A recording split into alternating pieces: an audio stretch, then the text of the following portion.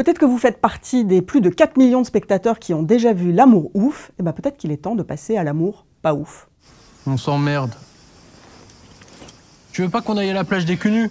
À la base, nous, on était venus pour voir des filles topless, hein. Pardon.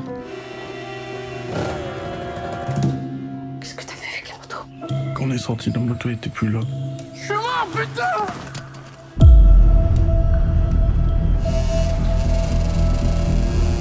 On va les retrouver. Sinon, cette famille est foutue. C'est bien sûr l'adaptation du prix Goncourt 2018 signé Nicolas Mathieu. Soit à l'origine un roman choral qui se passait à Hayange, une ville fictive de Moselle. On s'accrochait à une famille de prolos avec un ado de 14 ans, Anthony, et puis aussi à sa némésis, à son ennemi juré, Hassine. Le père est alcoolo, il est joué par Gilles Lelouch, la mère est fanée avant l'âge, elle est jouée par Ludivine Sagnier, et voilà, en quelques étés, eh ben, ce pauvre Anthony, il passe de vilain garçon à amoureux et perdu. Bah, pourquoi? Bah, parce qu'il est tombé raide dingue de Stéphanie. Voilà, elle est trop mignonne, elle est un peu bourgeoise, elle est assez dégourdie et elle est un petit peu plus âgée que lui. Et il va, d'été en été, continuer d'espérer. C'est assez troublant de voir leurs enfants après eux, 1 mois et demi à peine après avoir découvert l'amour ouf. Alors c'est d'autant plus troublant que ce sont les mêmes producteurs, c'est quand même assez fou, Alain Attal et Hugo Sélignac. Il y a Gilles Lelouch qui réalisait l'un et qui joue un rôle important, et il le joue très bien dans le deuxième.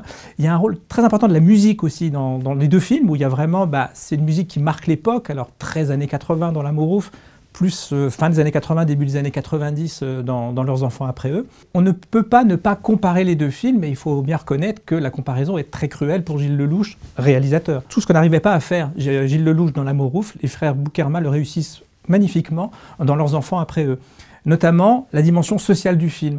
Dans l'amour ouf, c'est les dockers qui sont en grève parce qu'ils vont perdre leur boulot, mais c'est juste un décor. Là non, bien au contraire. La ville, les hauts fourneaux rouillés parce qu'ils ne fonctionnent plus depuis des années, la déliquescence sociale que ça implique, c'est au cœur du film en permanence. La tension sociale de l'époque est bien là et magnifiquement rendue par les frères Boukerma. Attendez! Faut qu'on se tire, papa va me tuer!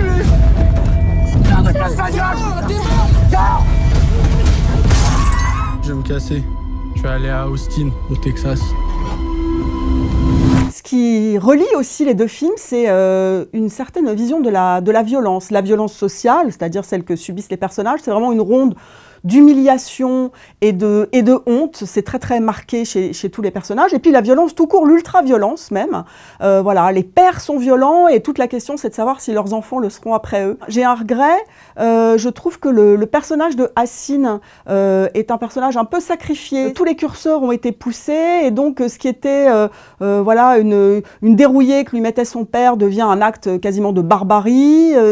Lui en fait n'a plus de voix intérieure. Évidemment, dans le roman, il y avait ce narrateur omniscient qui donnait une voix à chacun des personnages, qui a disparu ici, et on s'est tellement resserré sur Anthony que Hassine devient une espèce d'ange noir comme ça, qui aurait sa violence et son humiliation pour seul moteur. Heureusement, il est merveilleusement interprété par Saïd El Alami, qui lui donne vraiment un côté poignant. Ce garçon qui vit une sorte de martyr, hein, qui finalement est un corps supplicié du film, est assez renversant. Je trouve que tous les jeunes acteurs sont extraordinaires. Il y a vraiment une dimension sociale qui est très forte dans le film et c'est très très bien rendu.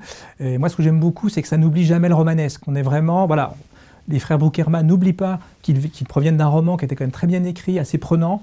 Eh bien, c'est pareil, il y a vraiment des rebondissements en permanence, tout en maintenant ces petits moments de digression qui sont vraiment très très beaux, parfois inattendus et toujours bien servis par la musique. C'est quand même un des points forts du film, ça a dû leur coûter les yeux de la tête, mais en tout cas ça en valait la peine.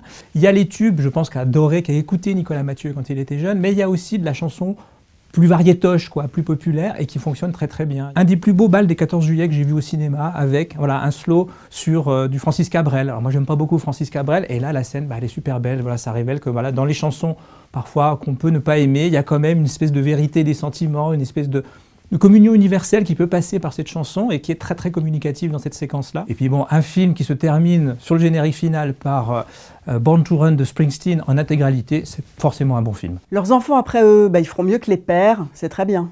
Leurs enfants après eux était un grand roman, c'est devenu un grand film. Verdict, très bien. Il arrive, elle le voit, elle le veut, et ses yeux font le reste.